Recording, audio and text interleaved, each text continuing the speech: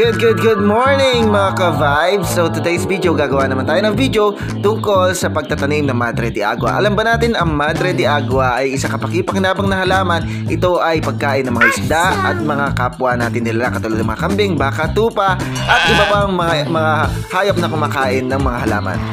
At ito na nga po ang update natin sa ating mga sinat. Dumoble na sa laki, yung iba tumbriple.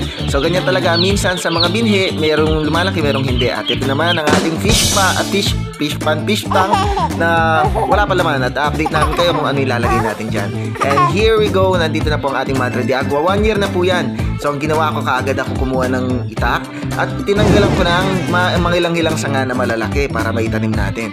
So ang Madre de Agua, para po siya kamoting kahoy, para din siyang mulberry na tinatanim yung sanga niya.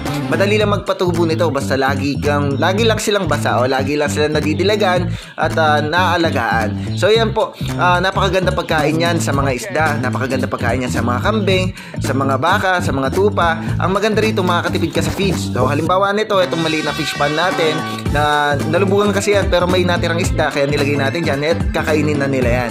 So ganyan lang po pagputol na sanga ng Madre de Agua. So isang dangkal at kalahati uli. Tapos yung buko, wag na natin gawing patulis, gawin na lang natin yung straight na cut. Para pag tumubo po yung ugat, dire-diretso. At nag-uugat din po yan sa sanga, sa mga parts niya sa katawan ng sanga. Pero mas malaking mag-ugat yan sa mga buko, sa mga nadko na tinatawag. Kaya ganyan dapat ang paghati natin, tatanggalin natin yung maliliit. Pero usually, tumutubo din yung maliit. Ang iba, binababad nila yan para tubuan ng ugat. Pero sa atin, diretso na natin siya sa lupa. So, ganyan lang po siya kadaling itanim. Sana ganyan din kadaling magtanim ng relationship. Wow!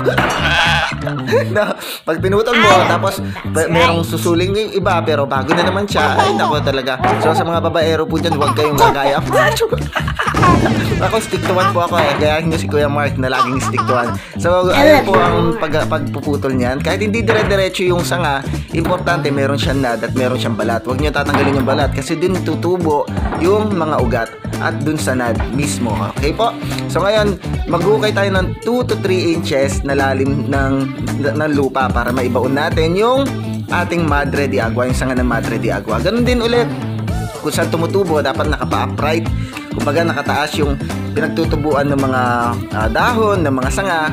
So, laging ganyan. So, ganyan din po sa relationship. Pag marunong kayo kung ano yung gagawin, pag halimbawa, sa ating mga asawa o sa ating mga girlfriend, so pag alam natin itrato at ilagay sila sa tamang lugar, ay magtatagal ang relationship. Ganyan din po ang pagtatanim. So parang dami karanasan, no? So ayan po, pagkatapos po natin titinanim, ay huwag natin kakalimutan diligan at nang sa ganon ay palagi at dire-diretso po ang paglaki ng ating Madre de Agua. At ito po ang inyong Kuya Mark, good vibes lang po tayo and nagpapaalala sa inyo na lagi always make your mama and dada proud. So ito na naman po kami ni Botchog, happy na naman. Huwag po ninyong palikitin ng inyong mga sarili dahil ang Diyos ay ginawa tayo upang maging maligaya. Cheers! So God bless, we'll see you on the next vlog. See ya! God bless! Sana may natutunan po kayo. See ya!